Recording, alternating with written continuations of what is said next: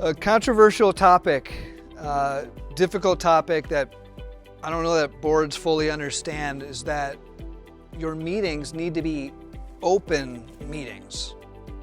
So if you're under MCIOA, the Minnesota Common Interest Ownership Act, you must have open meetings. If you're not under MCIOA, it's still a good practice, right? And I think most do. But what does open meetings mean? So by statute, open meeting means that when the board gets together, and remember that a meeting happens when you have a quorum of board members. You're having a meeting.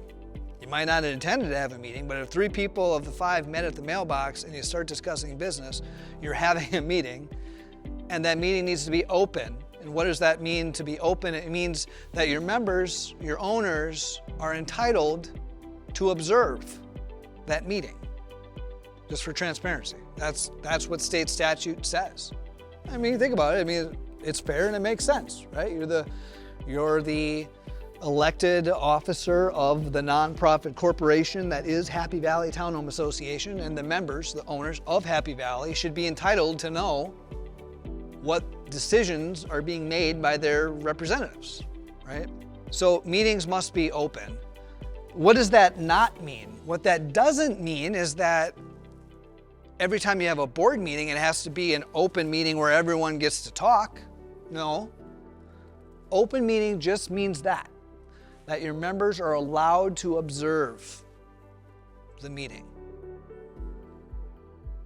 So keep that in mind, that you're required to have your meetings open. So think about some pitfalls that come along with that. If you meet in Brian's living room and your board meetings consist of sitting on Brian's couch and you got the game on and you're snacking and having beer and you're discussing business in your board meeting, well, it sounds nice, quite frankly. I wish board meetings could be like that, but by state law, you're supposed to have homeowners come to that. So do you want to tell 120 neighbors that Brian is hosting a football party / a board meeting? Because technically that's what you're supposed to do.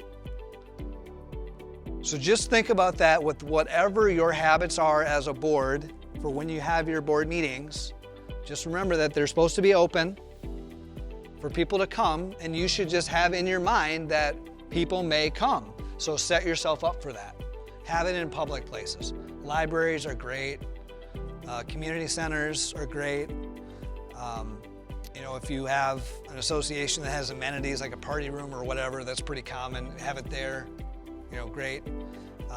So just keep that in mind, that your meetings need to be open, and set up your location and how the meeting is orchestrated to be with the idea that people may come.